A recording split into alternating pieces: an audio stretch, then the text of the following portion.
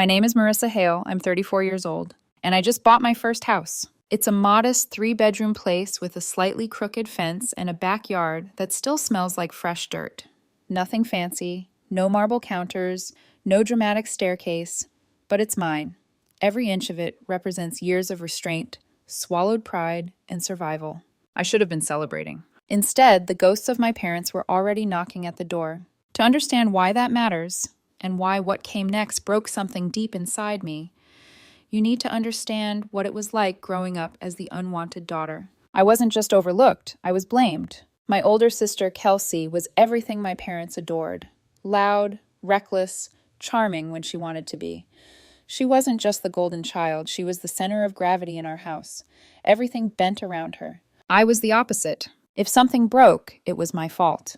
If something went missing, I was questioned first. If Kelsey cried, I was punished. It started small. When we were kids, Kelsey decided the living room walls were her personal art canvas. Permanent marker. Flowers, stars, her name written in looping letters. My mom walked in, froze for half a second, then turned to me. "What did you do?" I remember standing there, 7 years old, heart pounding, while Kelsey stood beside me with the marker still in her hand. "She told me to," Kelsey said casually. That was it. No questions, no investigation. I was grounded for a month. Dinner in my room, no TV, no friends. Kelsey, she got ice cream that night because she was sensitive. By the time she was in high school, the lies got bigger. She took my dad's credit card, somehow guessed the PIN, and spent over $1,000 on makeup, clothes, and concert tickets. When the bill came, my dad stormed into my room, waving the statement like evidence. "What the hell is wrong with you?" he shouted. "Are you trying to bankrupt us?" Kelsey clutched her chest dramatically from the hallway. "I would never do that," she gasped. "I don't even like shopping that much." It wasn't until the bank called, confirming the purchases were made while I was in school detention, that the truth surfaced. Did Kelsey get punished? No. My mom sighed and said, "She's just going through a phase. You should have told us she was acting out." As if it was my responsibility to manage her crimes. By 16, I'd learned not to hope for fairness. But the night my parents discarded me still blindsided me. My dad's brand new luxury sedan disappeared from the driveway. Police were called. Panic erupted. Kelsey cried hysterically and told them I'd taken the car with bad influences and wrecked it on purpose. I begged them to listen. I hadn't touched the keys. My dad didn't care. He called me an embarrassment, a liar, a problem he was done dealing with. And just like that, they sent me away to live with my grandmother. Not temporarily, not to cool off. Permanently. "We can't have you here if you're going to destroy everything," my dad said. Meanwhile, Kelsey got a new car because she was traumatized. I never went home again. Grandma's house was small and worn, but she believed me. That changed everything. She never badmouthed my parents. She didn't need to. Her kindness made their cruelty obvious. They never called, never visited. They erased me, and that erasure shaped the woman I became. I didn't know it yet, but one day they'd come back. Not because they loved me, because they wanted what I built without them. After my parents sent me away, they didn't just remove me from their house. They erased me from their lives. No calls, no visits, no awkward holiday check-ins. It was like I'd been written out of the family script entirely, crossed out in ink, replaced by someone better. Grandma never let me feel unwanted. That was the miracle of her. She had this quiet way of loving. No speeches, no grand gestures, just consistency, a warm meal waiting, a light on when I came home late from work, a simple, "How was your day, sweetheart?" that somehow stitched me back together a little at a time. Her house creaked when you walked down the hallway. The couch sagged in the middle. The heater rattled like it might give up any winter now. But I slept without fear. For the first time in my life, I didn't have to rehearse explanations or brace myself for blame. If I said something happened, Grandma believed me. No interrogation, no suspicion. Sometimes, late at night, I'd hear her mutter under her breath while folding laundry.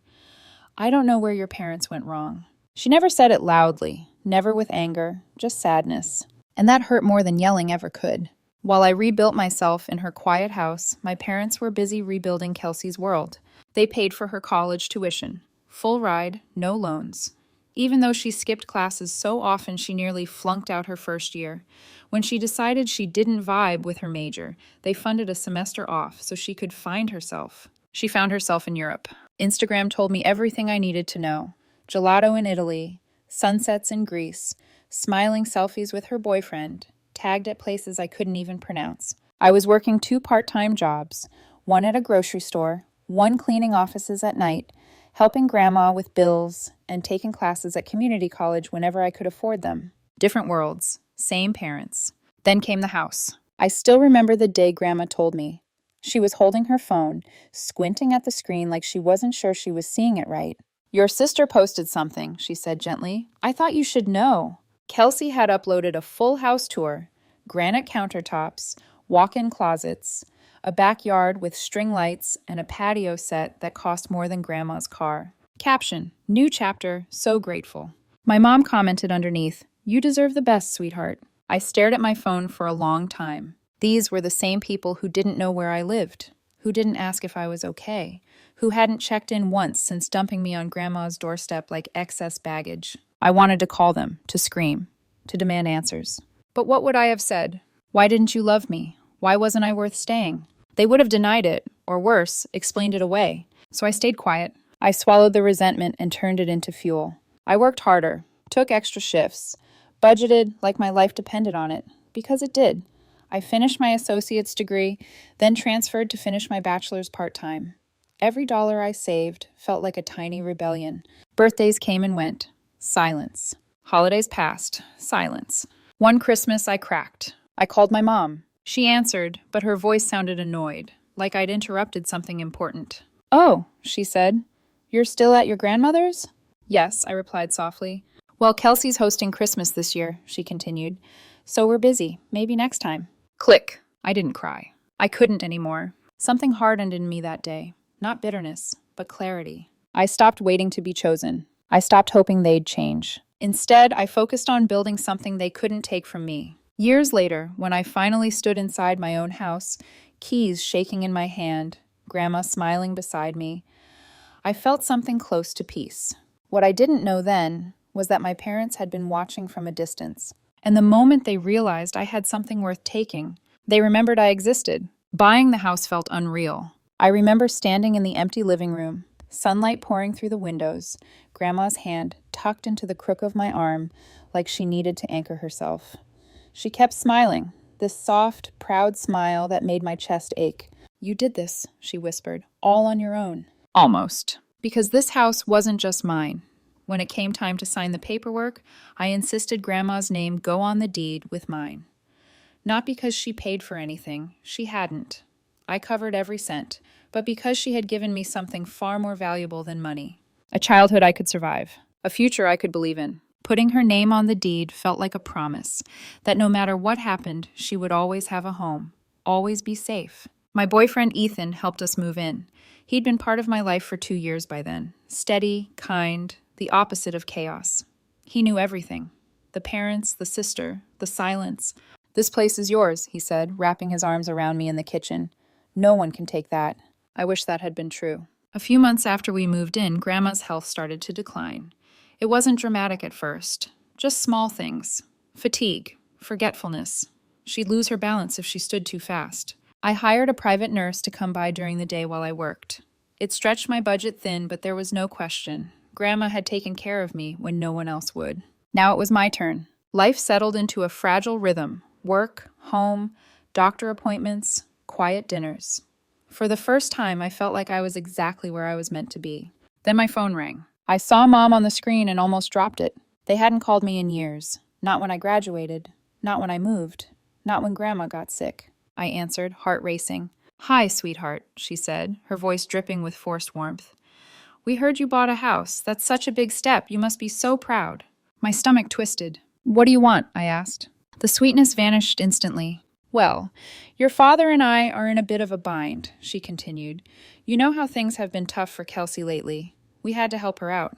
There it was. They were losing their house, drained their savings, and since I had all that space, they thought maybe they could stay with me for a little while. I laughed, out loud. No, I said flatly. She gasped like I'd slapped her. But we're family. Were we family when you kicked me out? I snapped. Were we family when you ignored me for years? Her tone turned cold. I can't believe how selfish you've become. Grandma raised me, I said, and this house belongs to us, not you. I hung up shaking. Over the next few days, the messages poured in. Guilt trips from my dad. Accusations from Kelsey, calling me heartless, pathetic, cruel.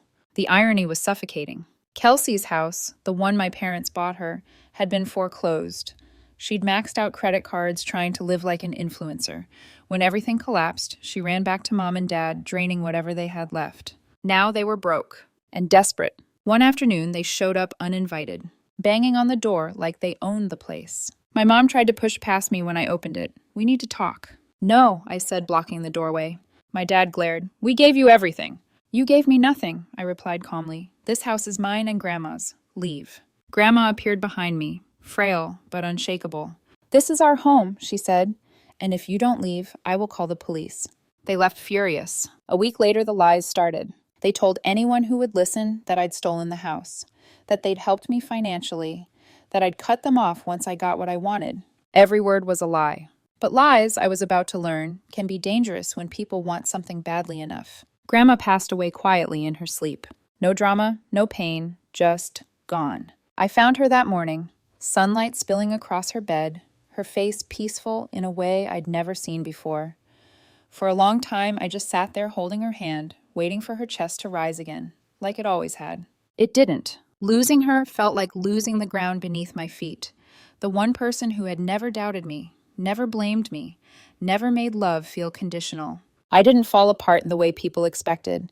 I moved through the days like I was underwater, slow, heavy, determined to keep going because I knew that's what she would have wanted. The funeral was small. My parents came. So did Kelsey. They cried loudly, hugged people they barely knew, talked about how close they'd been to Grandma. I stood apart, numb. Less than a week later, my phone rang. Mom, again. Her voice was syrupy, artificial. "We just wanted to check on you. Losing Grandma must be so hard." I didn't bother pretending. "What do you want?" She paused, then said, "Your father and I think it's time we come together as a family. Grandma's house could be a fresh start for all of us." I hung up. 3 days later, a certified letter arrived. They were suing me. According to the paperwork, because Grandma's name was on the deed, half the house was supposedly part of her estate, and as her next of kin, my parents claimed they were entitled to it. Never mind that I paid for everything. Never mind that Grandma herself had insisted the house was mine. They smelled opportunity. I called Alyssa, my lawyer. She read through the filing carefully, then sighed. "Their argument is weak," she said, "but not non-existent. This won't be quick." Discovery was brutal. I handed over everything. Bank statements, mortgage records, emails with the realtor, even text messages where Grandma called being on the deed symbolic. My parents, meanwhile, got creative. Their lawyer, slick hair, smug smile, argued that Grandma's presence on the deed proved shared ownership. They submitted family photos of her gardening, sitting on the porch, helping me plant flowers. As if love was a financial transaction. They even claimed hiring a nurse meant I was managing her share of the property. I couldn't believe it. While the legal process dragged on, Kelsey launched a social media campaign. Long posts, crocodile tears, claims that I was stealing the family home and leaving my parents homeless. The comments were vicious. How could she do that to her own parents? Blood is blood. So greedy. They painted Grandma as a helpless victim and me as her manipulator. I didn't respond. Alyssa told me silence was power. Before trial, we were ordered into mediation. It was a disaster. Mom sobbed about fairness. Dad tried to intimidate me. Kelsey sat smirking like this was all entertainment. The mediator suggested I buy out their share. I laughed. "I'm not paying for something they never owned," I said. Mediation failed. The trial date was set. And for the first time in my life, I wasn't scared of facing them. I was ready. The courtroom was packed. Thanks to Kelsey's social media theatrics, half the town seemed to know my name. Old neighbors, distant relatives, even a couple of coworkers I didn't recognize at first. It felt surreal, like my life had turned into a public spectacle. My parents sat at the plaintiff's table with Kelsey between them, all three dressed like they were auditioning for a daytime courtroom show. Black clothes, somber expressions, carefully rehearsed misery. I walked in with Alyssa, calm in a way I never thought I'd be capable of. Their lawyer opened with a dramatic monologue about devoted parents betrayed by an ungrateful daughter. He leaned heavily on one point. Grandma's name was on the deed. He repeated it like a spell. The judge didn't look impressed. Alyssa presented our evidence methodically. Every mortgage payment from my account, emails with the realtor, Grandma's will, carefully worded, intentionally excluding the house because she knew it wasn't hers to leave. Their lawyer tried to poke holes, but it was painful to watch. Then Alyssa called a real estate expert. He explained that names on deeds can be symbolic, added for trust or security, not financial ownership. It was common, legal, clear. My parents' case collapsed in slow motion. The most brutal moment came when Alyssa cross-examined my mother. "How much did you contribute to the purchase of this home?" Alyssa asked. My mom hesitated. "Well, nothing financially, but—" "So $0, Alyssa clarified. "And no written agreement granting you ownership?" Silence. The judge ruled after several days. "The evidence is clear," she said. "The plaintiff paid for this property in full. The inclusion of the grandmother's name was symbolic. The defendants have no legal claim to this house." I exhaled for the first time in months. Outside, my mom cornered me, crying. "How could you do this to us?" I looked at her calmly. "You taught me how." That was the last conversation we ever had. I went no contact. The house is quiet now, but it's peaceful. Ethan and I are talking about the future, about building something honest. My parents are still in that tiny rental, drowning in debt, blaming everyone but themselves. Kelsey's already chasing her next big idea. Me? I finally have a home. Not because of them, but in spite of them.